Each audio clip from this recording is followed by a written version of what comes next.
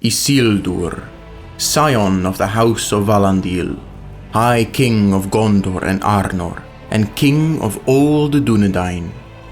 Even 3,000 years after his death, his name is still remembered and hallowed as the founder of Gondor, and as the one who slew the Dark Lord Sauron. And though his actions brought an end to the darkness of his time, other actions would ensure that darkness would return, and cast all of Middle-earth into the shadow of the one foe he failed to destroy.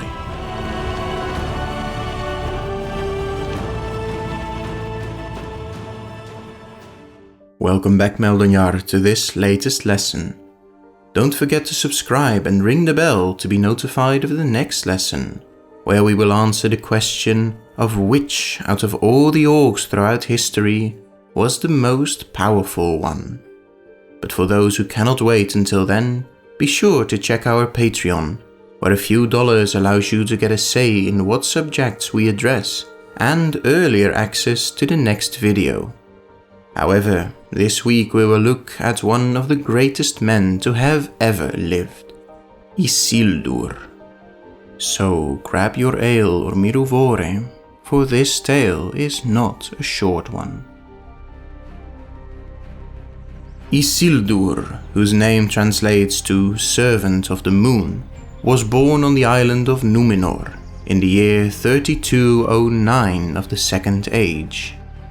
He was the firstborn son of Elendil, who in turn was the son and heir of Amandil, the last lord of Andúnie.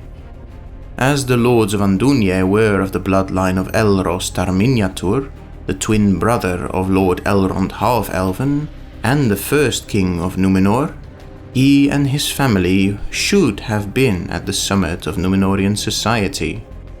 However, this was not the case, for he and his family were the leaders of the faithful who adhered to the old ways of Numenor, and who were opposed and persecuted by the kingsmen, who had become wary of the elves and their designs, and had since then grown hateful and jealous of them and their immortality.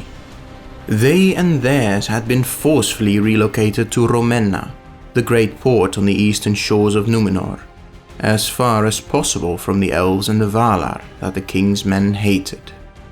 And it was there that Isildur, together with his younger brother Anarion, spent their childhood. Too distrusted to be a part of the Númenórean high society that they should belong to, but still too powerful to be directly attacked by their enemies.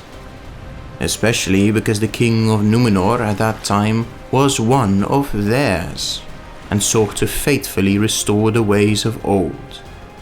However, in 3255, when Isildur was 46, this changed, as the king died. The scepter of Numenor had ought to go to the king's only child and heir, Míriel, but his nephew, Pharazôn, forced his cousin to wed him, stole the scepter and usurped the throne. Declaring himself Ar-Pharazôn, the old ways were cast aside once more, and the faithful were prosecuted. Might and power would thenceforth be the sole objective of Numenor, and Ar-Pharazôn would become Ar-Pharazôn the Golden, king of the sea and king of men. In his pride he would wage war with Sauron, but he would be deceived by the Dark Lord and, well, I guess you all know the tale, for we have talked about it before. For Isildur and his family, the rule of Ar-Pharazôn and the counselorship of Sauron would only make their lives worse by 1,000-fold. Númenóreans began to openly worship the Dark Valar Melkor, the first Dark Lord and eternal enemy of the Valar, whom they faithfully served. And for their faithfulness, they were persecuted. As Sauron's power grew, he urged for the burning of the white tree Nimloth, which had once been a gift from the immortal lands of Valinor, and was considered a symbol of friendship with the elves and the Valar. When word of this came to Isildur, he shrouded himself in a dark cloak and secretly entered the king's court, managing to pluck a single fruit off the tree, saving the divine tree's line. And though this daring action became Isildur's first remarkable act in a glorious life, it would cost him and the faithful dearly. For as he fled the court, he was caught by the guards, and though he managed to escape unrecognized with the fruit intact, the king would order the tree burned on the altar of Melkor, together with the first of the captured faithful. As Isildur recovered from his injuries in Romena and the sacred fruit was planted, the human sacrifices to the Dark Vala began. When Isildur was 110 years old and had grown into adulthood by the reckoning of the High Numenorians, the darkness over Numenor erupted. After years of instigation and slow persuasion, Ar-Pharazôn the Golden, king of Numenor and king of all men, declared a war against Valinor and the rule of the Valar. With the greatest navy and the greatest army Middle-earth had ever seen, the king broke the ban of the Valar and landed upon the shores of Aman in 3319 of the Second Age, where things would only go awry. On Numenor itself, little of what happened in Aman was known. However, as soon as the king and his fleet had left, the remaining faithful took advantage of their absence and prepared their ships to sail away from Numenor. His grandfather Amandil had already sailed west 3 years prior, wishing to warn the Valar of the king's plans, though whether he made it, none but the Valar have ever known. Under the leadership of Elendil, Isildur and Anarion, 9 ships left the harbours of Romena, and as they approached the horizon, they saw behind them the gigantic waves crash down, and the sea itself open up, and their home of Numenor, the land of gift, was dragged down into the abyss, and under their 9 bows, Arda itself was reshaped by Eru Ilúvatar himself. As they sailed the Belegar, the storms that followed the downfall of Numenor did not leave their ships untouched, and as they reached the shores of Middle-earth, their people had been split up.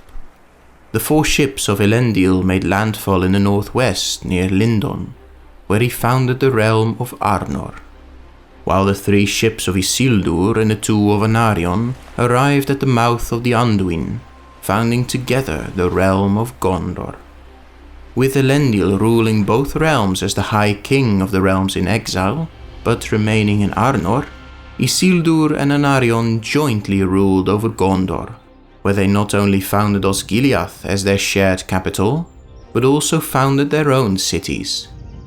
Anarion, whose name means Son of the Sun, founded Minas Anor, the Tower of the Sun, which millennia later would be renamed to the Tower of the God, or Minas Tirith.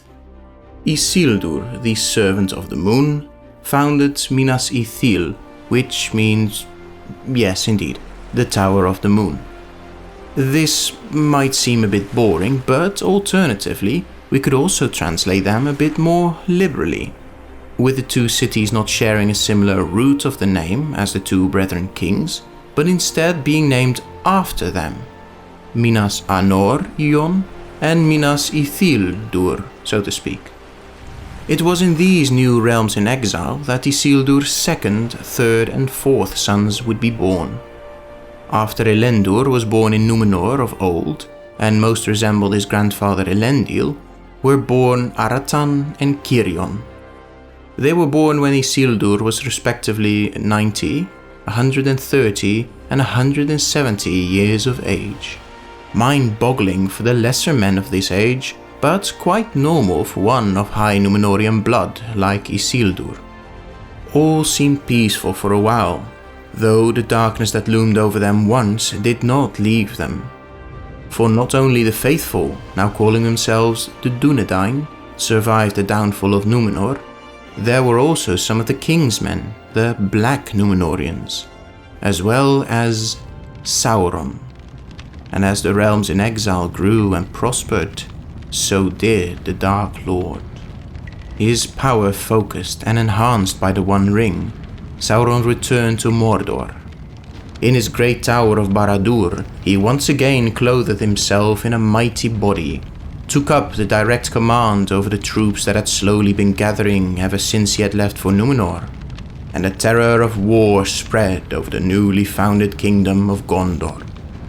In the year 3429 of the Second Age, Sauron marched through the Shadow Mountains with his great armies of corrupted men and conquered Minas Ithil. The white tree growing there was destroyed, but Isildur once again was able to save a seedling and escape the downfall with his family.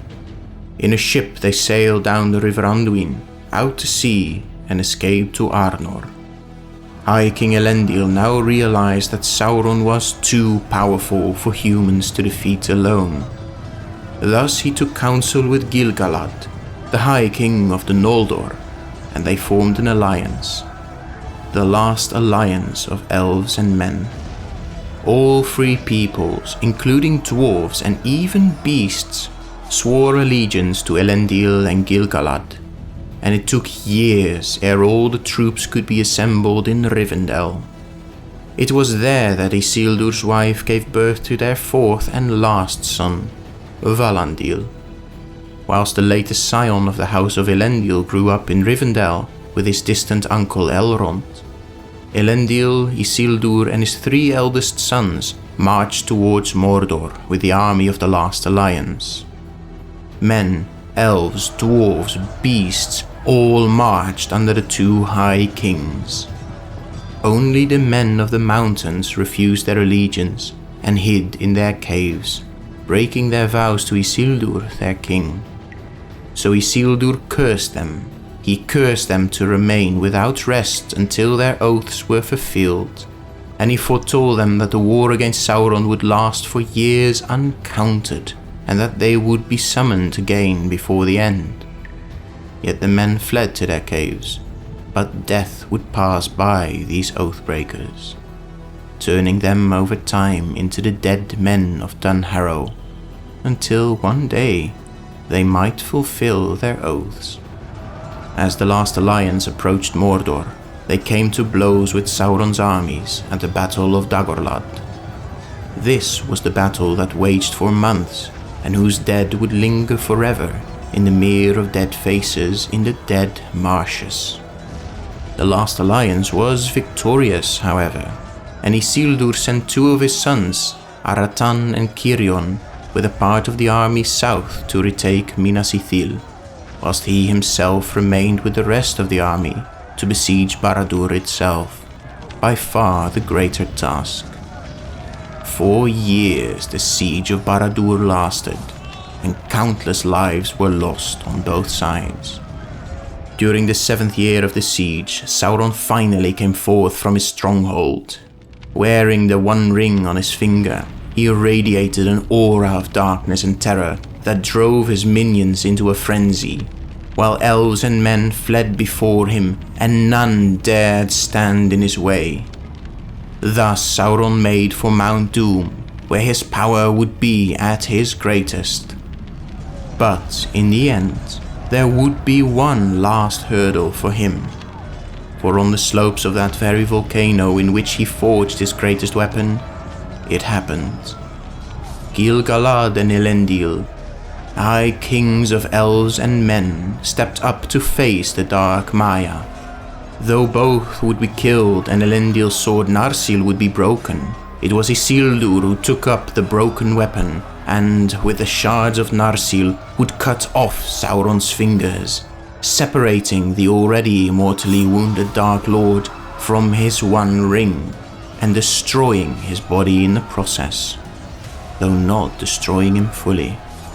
Disempowered, Sauron's spirit still lingered, tied to the One Ring.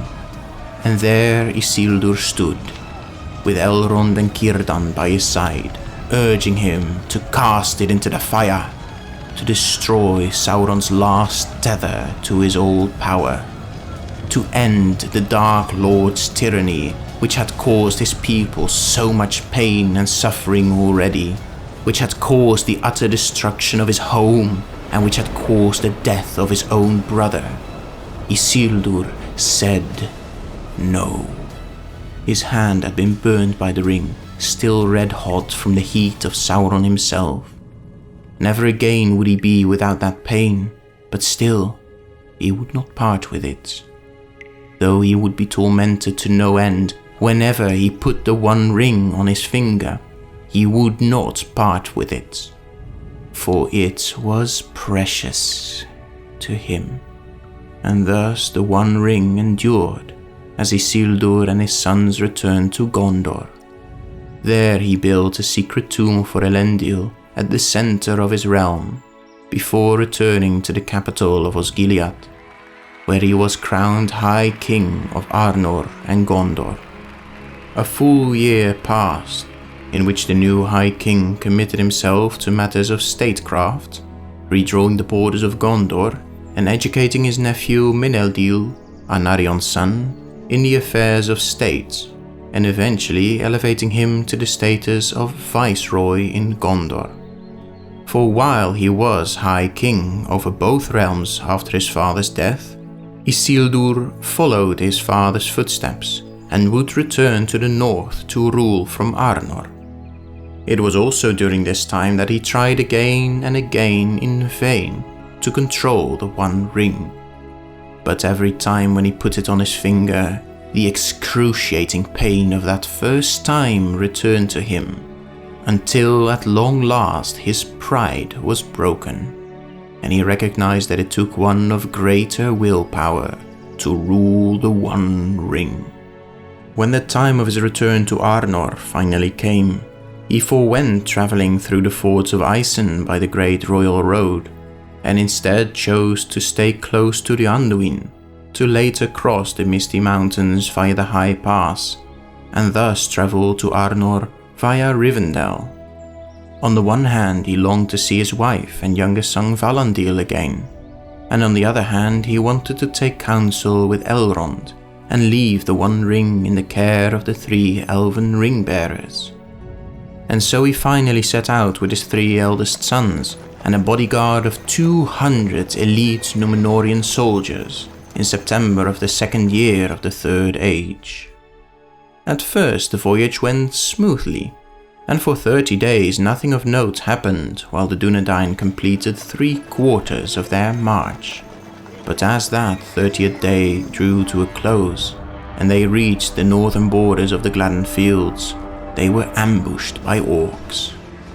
Feeling a growing sense of foreboding, Isildur gave the fragments of Narsil to his squire Ohtar and told him to run away with his companion, to get to Rivendell at any cost and save the remains of that legendary weapon from perishing. Then the orcs charged. Though they outnumbered the Dúnedain 10-1, these were still the most elite of the blood of Numenor.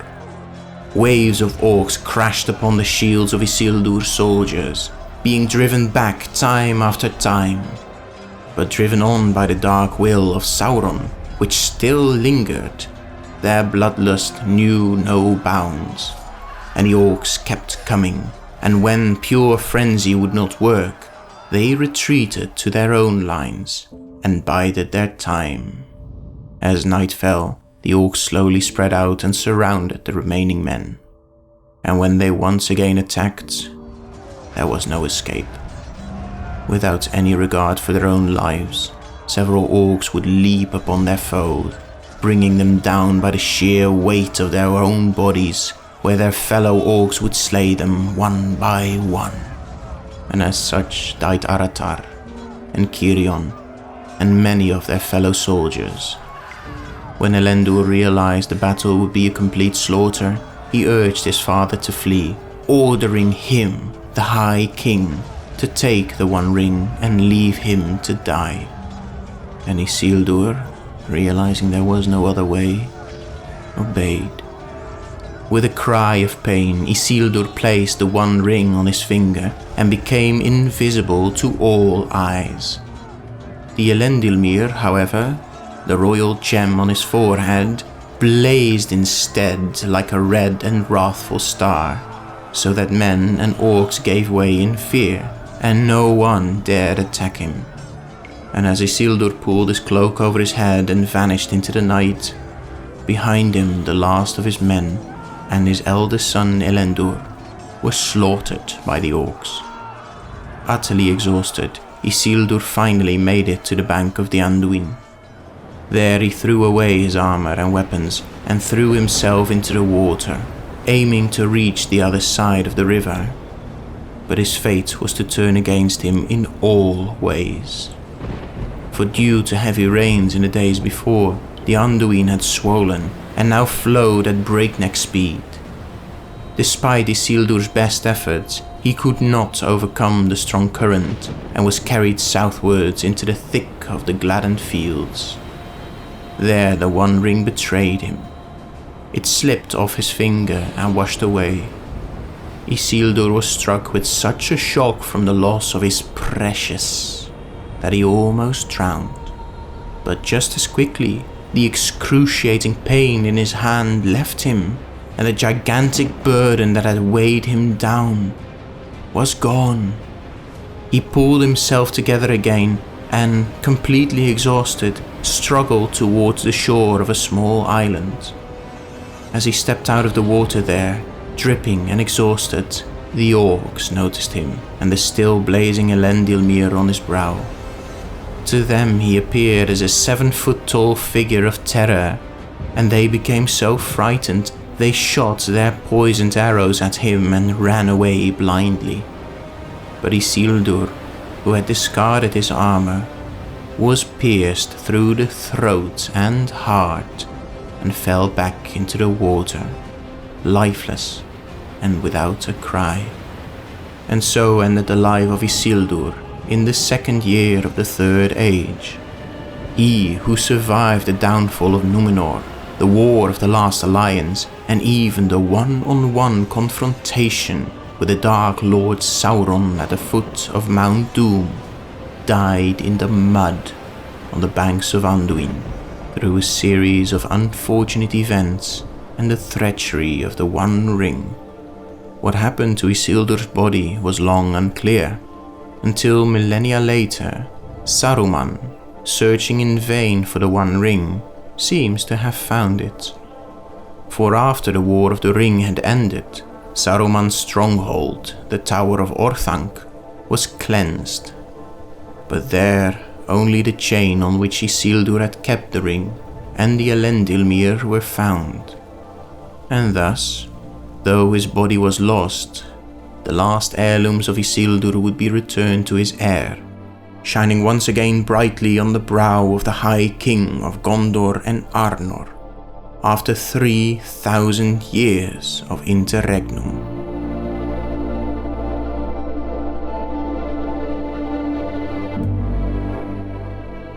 Thus we conclude this chapter and this video. Did the knowledge surprise you? Let us know in the comments.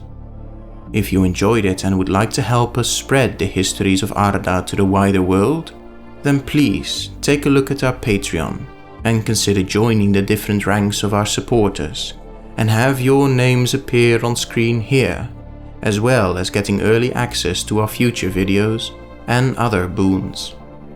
But regardless of that, be sure to subscribe and click the bell to be notified of the next chapter in the Mysteries of Westerness, when we will look at which orc of Sauron, Morgoth, or any other renegade power was the most dangerous and most powerful in the history of Arda. But for now, I have been Irjikor Kuruvane, and I wish you all Namarie Meldonyar.